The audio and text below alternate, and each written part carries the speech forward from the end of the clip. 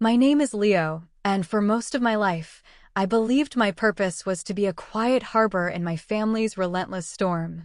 I restore things for a living. Old buildings, mostly. I find a certain peace in taking what is weathered and worn, what has been forgotten by time or damaged by neglect, and coaxing it back to life. I study the original blueprints, I trace the architect's intent, and I work with patience to honor the structure's original grace. For years, I applied the same philosophy to my family. I saw myself as the steady foundation, the one who absorbed the shocks and patched the cracks so the whole fragile structure wouldn't collapse. My sister, Isla, was the fault line. We grew up in Bridgeport, a city of persistent rain and evergreen-choked hills, a place where the sky often hangs low and heavy, casting the world in a soft, contemplative gray. It's a city that encourages introspection, a quiet turning inward. I embraced it. I built a life here that felt like my own carefully restored creation. My work at Hearth and Timber, a small architectural firm specializing in historical preservation, was more than a job, it was a calling. It was slow, meticulous work that funded a life of quiet contentment with my partner, Clara. Clara, a landscape designer, understood the language of growth, of nurturing things into their best selves.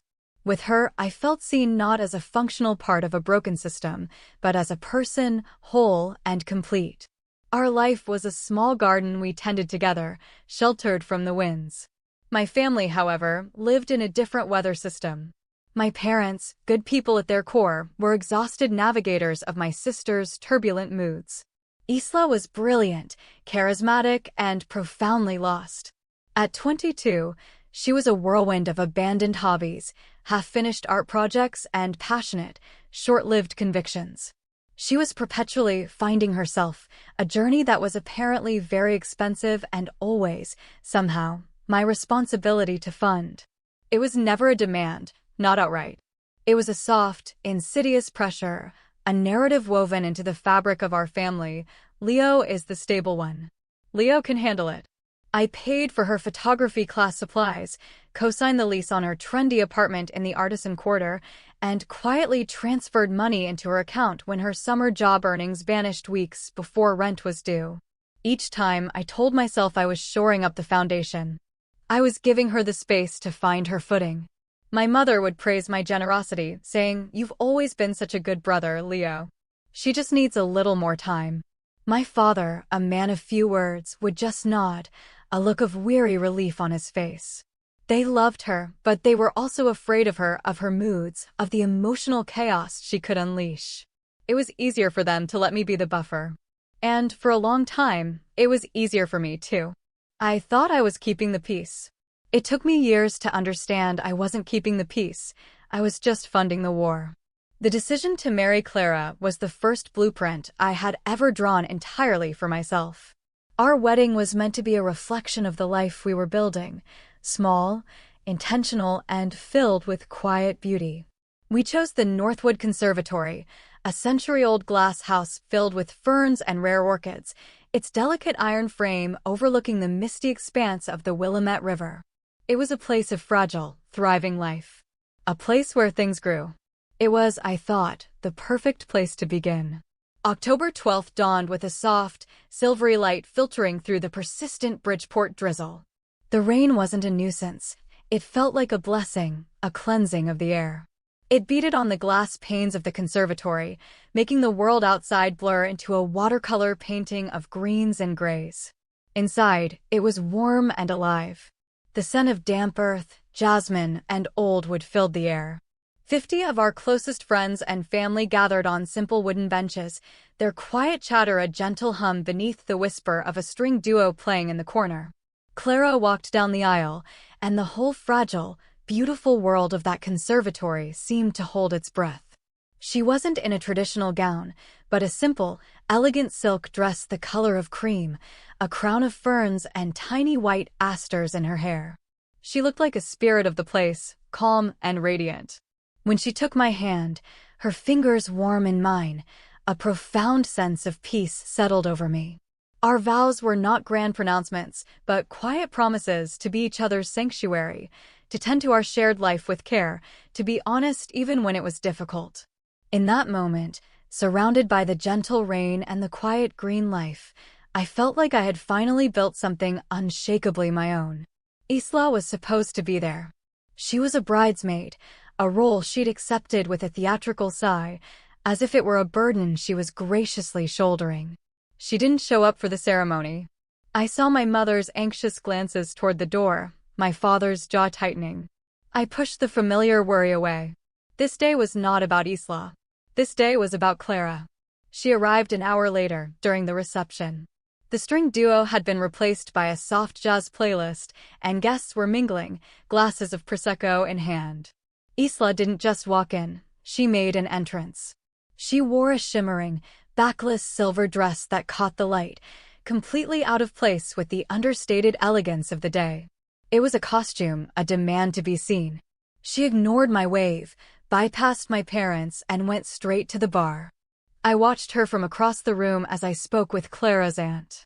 She found a corner, nursing her drink, her eyes scanning the room with a look of detached judgment. She was a storm cloud on the horizon of our perfect day.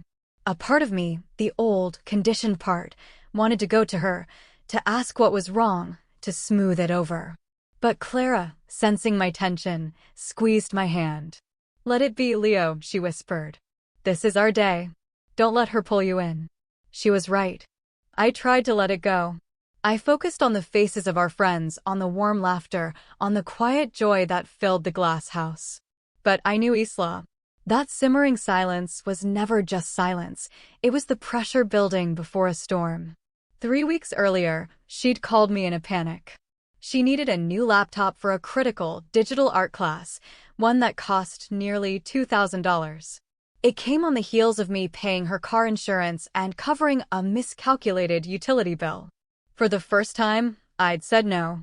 I told her, gently, that she needed to start budgeting, that I had a wedding to pay for, that I couldn't be her emergency fund forever. The silence on her end was glacial. "I see," she'd said, her voice dripping with implication. "I see how it is now that you have her." She hung up before I could reply. I had foolishly hoped she would let it go. I had given her the benefit of the doubt, as I always did.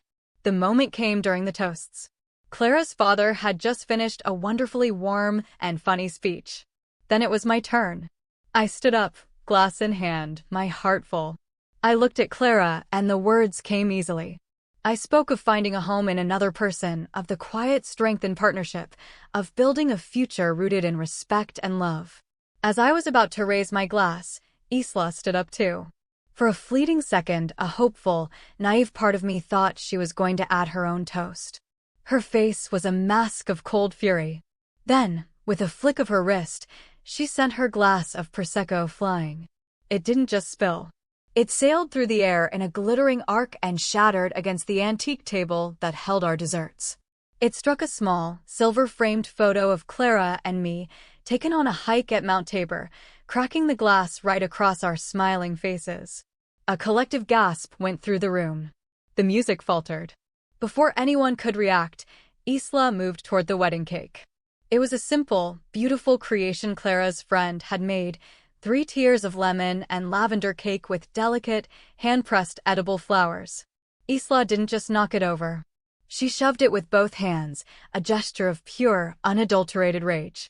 The cake toppled, collapsing onto the floor in a tragic heap of buttercream and broken dreams.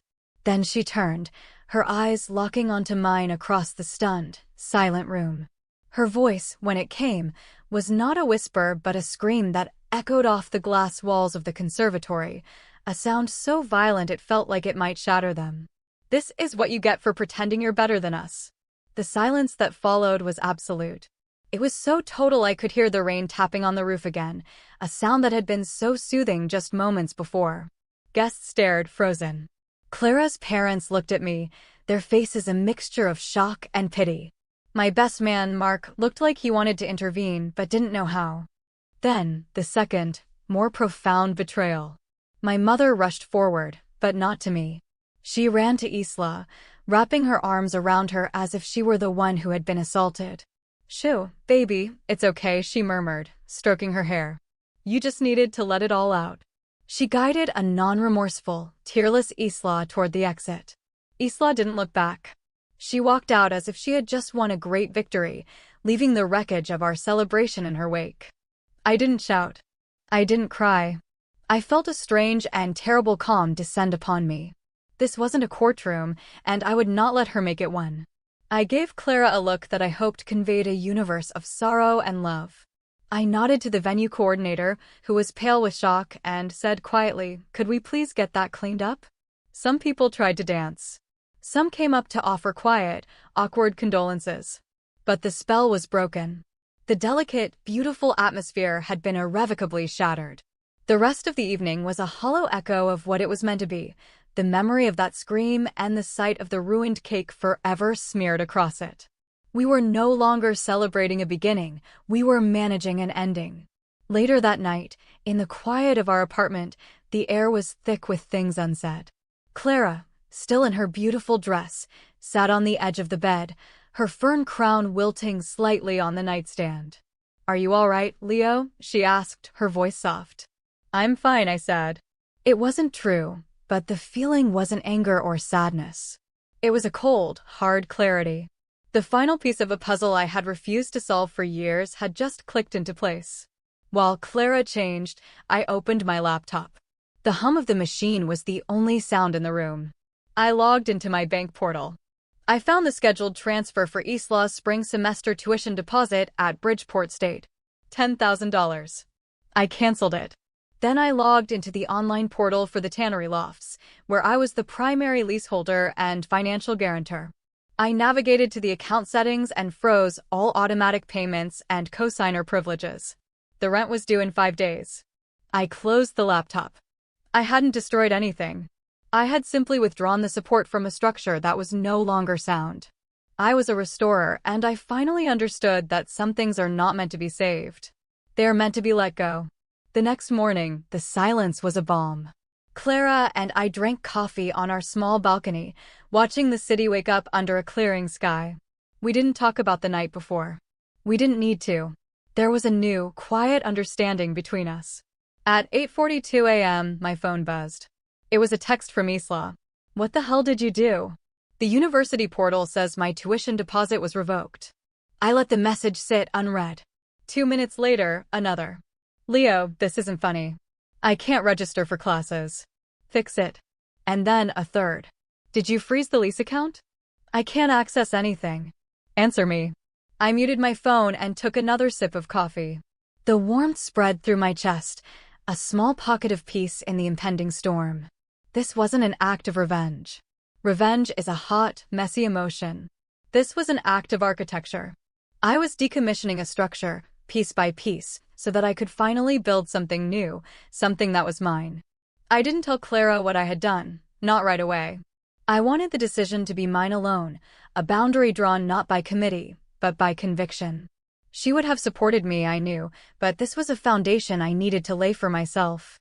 Around noon, my mother called.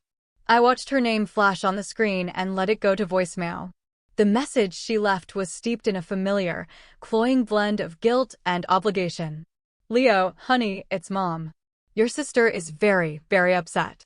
She feels completely abandoned. I know you're hurt, but we're family. You need to call me back so we can sort this out." The word abandoned hung in the air. She hadn't felt abandoned when I was quietly paying her bills, when I was rescuing her from poor decisions, when I was sending her money for art supplies that mysteriously coincided with weekend music festivals. No one had called then to check if I felt used. The irony was so thick I could barely breathe. For 2 days, Isla's texts grew more frantic, then devolved into angry accusations. I ignored them all. Then, on the 3rd evening, she showed up. Clara saw her through the peephole, a tense silhouette in the hallway. "It's Isla," she mouthed to me, her eyes wide.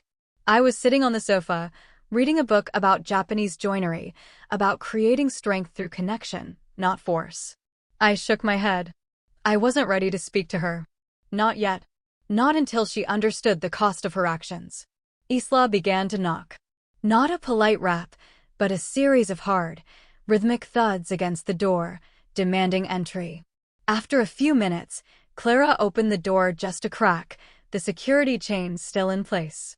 "What do you want, Isla?" she asked, her voice perfectly level. Isla didn't even greet her. "I need to talk to Leo. He has to fix this. My rent is due and my landlord is sending notices. He can't just do this to me. I have rights." "Leo's not available," Clara said, her tone leaving no room for argument. "That's a lie. I know he's in there." "Leo," she shouted, trying to peer through the narrow opening. "You have a moral obligation. You promised to help me through school." "I think you voided that obligation on Saturday," Clara said, her voice dropping to a low, cold calm. "You are not welcome here, Isla. Not now." She closed the door gently but firmly, the click of the deadbolt echoing in the sudden silence. Isla screamed a string of obscenities in the hallway and then, finally, her footsteps receded. Clara came and sat beside me on the sofa. She didn't say, "I told you so," or "Are you okay?" She just picked up my hand and held it. We sat like that for a long time, the book lying forgotten between us. The next escalation came via email. The subject line read, "Seriously?"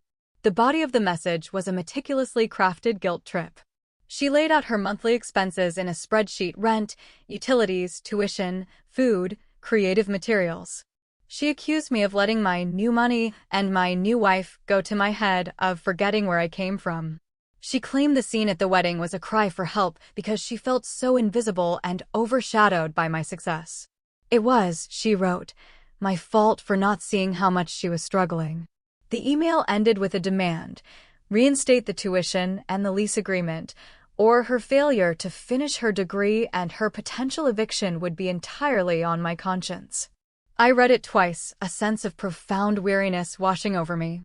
It was the same old story, the same warped logic where her actions were always a reaction to my failings. I forwarded the email to Clara with a single line: "The circus is back in town." 3 more days passed. Rent was now officially late. Then my phone rang. It was my father. His voice was heavy with a sigh that I knew all too well. It was his prelude to capitulation. "Leo," he began, "we need to talk about your sister." "What about her, Dad?" I asked, my voice even. "She's spiraling. What you did, cutting her off like that, it was too much. You need to help her land. What she did at the wedding, that was just a moment of emotion. You're the older brother. You should be the bigger person." The phrase landed like a stone in my gut. The bigger person. For years, that had been my role. To be bigger than the slights, bigger than the insults, bigger than the blatant disrespect. To absorb it all and ask for nothing in return. "I have been the bigger person for her entire life, Dad," I said, the words coming out quieter and sadder than I expected. "That's how we got here. Don't punish her for one bad day," he pleaded. "It wasn't one bad day," I countered. "It was a pattern. The wedding was just the first time she did it in front of an audience." He started talking about family unity, about the importance of forgiveness. But as he spoke, a quiet, devastating realization dawned on me. They weren't asking me to help Isla. They were asking me to help them. They didn't want to deal with the fallout. They wanted me to step back into my role as the buffer, the financial and emotional shock absorber, so their lives could return to their managed, fragile peace. That's when I heard the truth they hadn't admitted, perhaps even to themselves. Isla wasn't spiraling. For the first time in her life, she was simply falling. And there was no one there to catch her. "I have to go, Dad," I said, and hung up the phone before he could say another word. A week later, I received a final notice from the Tannery Loft's management. Isla had abandoned the apartment, leaving behind a few pieces of furniture and a mess. They needed my signature to terminate the lease and assess the damages, which, as the guarantor, I was liable for. I paid the fee, just over $1,000, without a fight. It felt like a final severance payment. I signed the paperwork, sent it back, and felt a quiet click, as if a door I had been holding open for years had finally swung shut. The real surprise came a week after that. I heard through a cousin that Isla had re-enrolled at Bridgeport State for the spring semester. Confused, I did something I rarely do: I snooped. I logged into the public tuition payment portal, entered her student ID number, which I still knew by heart, and looked up her account status. It was paid in full. By my parents. They had the money. They had it all along. They had a fund, a nest egg, the means to support her themselves. They just preferred not to. They preferred to watch me stretch my own finances, to praise my sacrifice, to leverage my sense of duty, because it was easier than dipping into their own savings. It wasn't about ability, it was about convenience. My generosity hadn't been a lifeline for Isla, it had been a subsidy for my parents' comfort. I wasn't angry. The feeling was something much calmer, much more clarifying. It was the feeling of a blueprint finally revealing its true, hidden lines. I was never the foundation. I was just the scaffolding, meant to be dismantled and removed once the real structure was ready to stand on its own. That night, Clara and I sat on our balcony. We didn't have expensive wine, just a cheap, cheerful bottle of red. The city lights twinkled below, a sea of quiet, separate lives. I told her everything: the lease, the final payment, the tuition. I told her about my realization. She listened, her expression unreadable in the dim light. When I finished, she was quiet for a moment. Then she smiled, a slow, genuine smile that reached her eyes. "Good," she said softly. "Now we can finally live." And for the first time since my wedding day, I felt the truth of those words settle into my bones. The restoration of my own life had finally begun. Things settled into a strange, new quiet. The angry texts stopped. There were no more surprise visits. It was as if a constant, low-grade static had been switched off, and I could finally hear the world around me. Then, 2 weeks later, my mother called. "You'll be at your father's birthday dinner next Saturday, won't you?" she asked, her tone breezy, as if nothing had happened. As if our last conversation hadn't ended with me hanging up on my father. "I'm not sure, Mom," I said cautiously. There was a pause. "Well, Isla will be there," she said, the breeziness replaced by a pointed edge. "I think it's time you two talked like adults. It's been long enough. You need to stop being so cold, Leo." Cold. The word struck me. I was the cold one. Not the sister who had screamed and smashed a cake at my wedding. Not the parents who had enabled her for years and then guilt-tripped me when I finally drew a line. The one who had finally prioritized my own peace, was the problem. Their narrative was set in stone. That Friday, the day before the party, Isla made her next move. A Venmo request appeared on my phone. The amount was for $500. The note read, "For the cake and broken frame. Let's just call it even, LOL." The sheer audacity of it was almost performance art. It wasn't an apology, it was a taunt, a final attempt to frame her destruction as a transaction she could settle. I stared at my phone, not with anger, but with a kind of detached awe. I handed it to Clara without a word. She read the screen, and a slow, dangerous smile spread across her face. She typed a reply and hit decline. "What did you write?" I asked.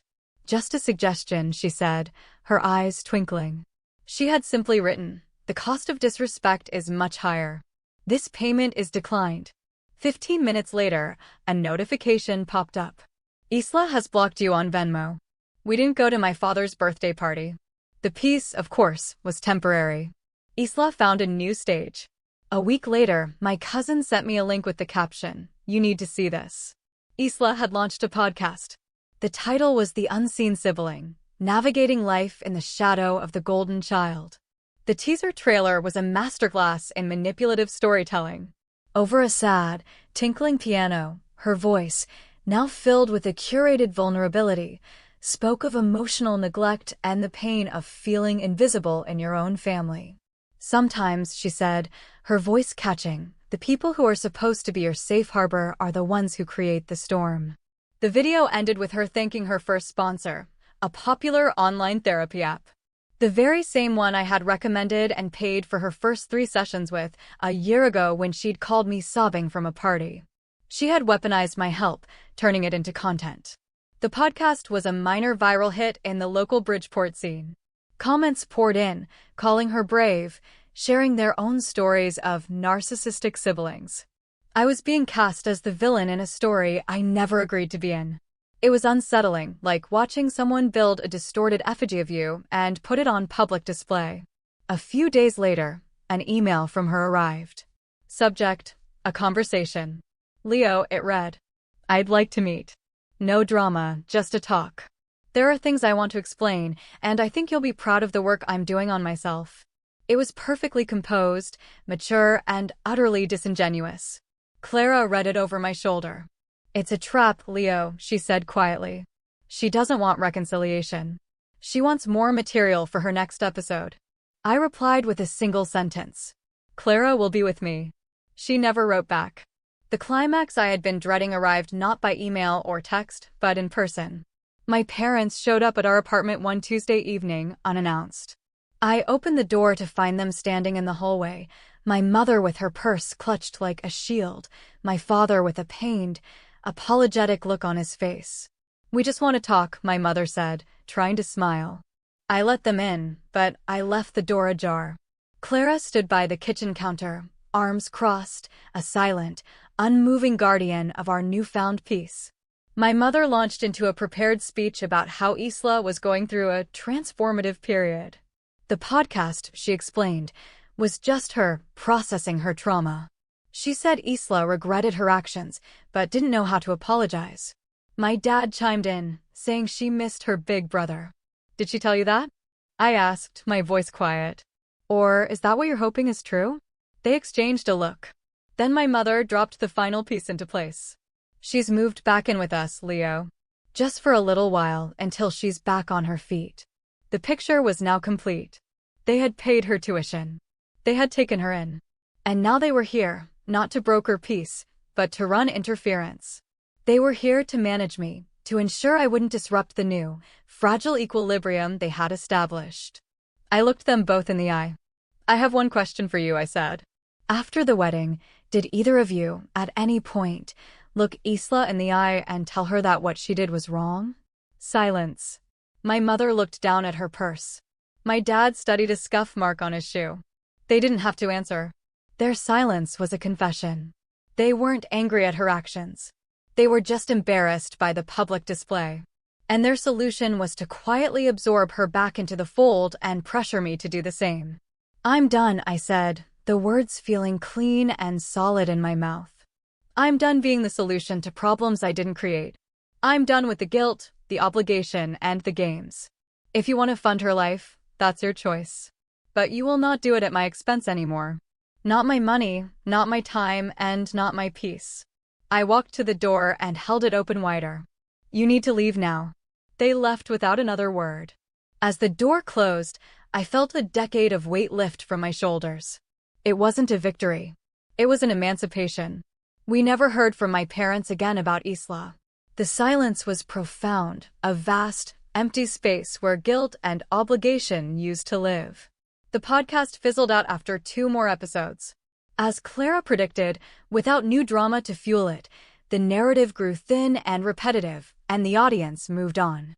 A few months later, Clara and I were looking at our finances.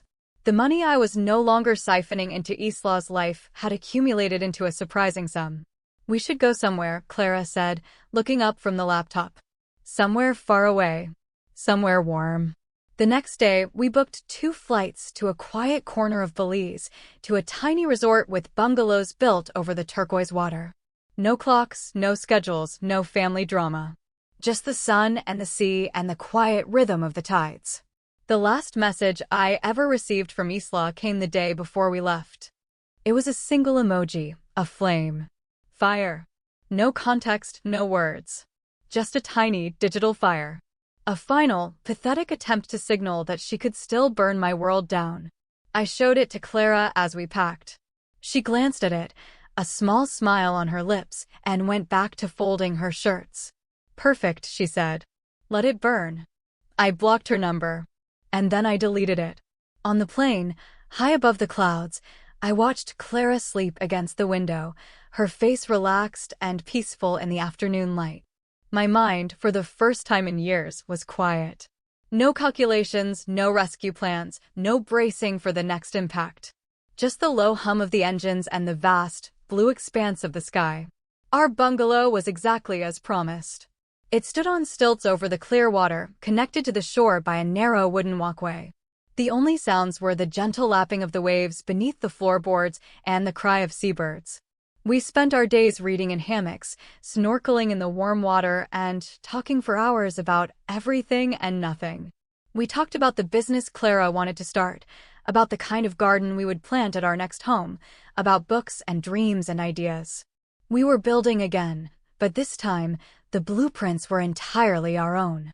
One evening, as we watched the sun dip below the horizon, painting the sky in fiery strokes of orange and pink, Clara asked the question that had been hovering unspoken between us. Do you think they'll ever get it? Your parents. I thought for a moment, swirling the wine in my glass. No, I said finally.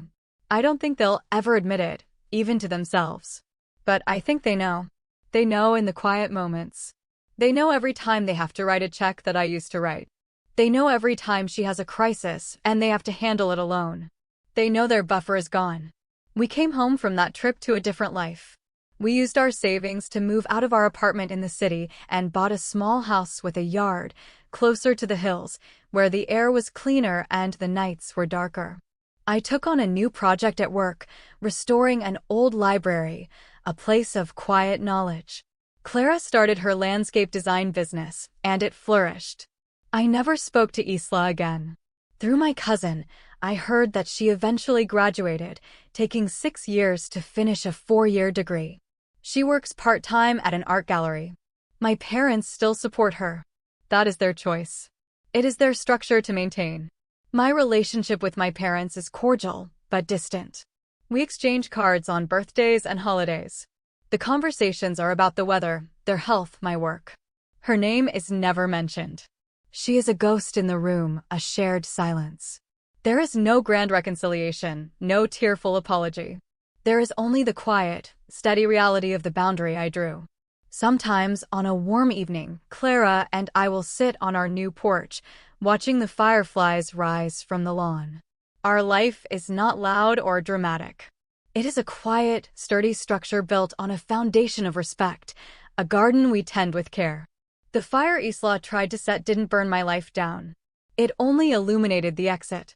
It burned away the obligations, the guilt, the scaffolding of a life that was never truly mine. And in the quiet space that was left, I was finally free to build my own.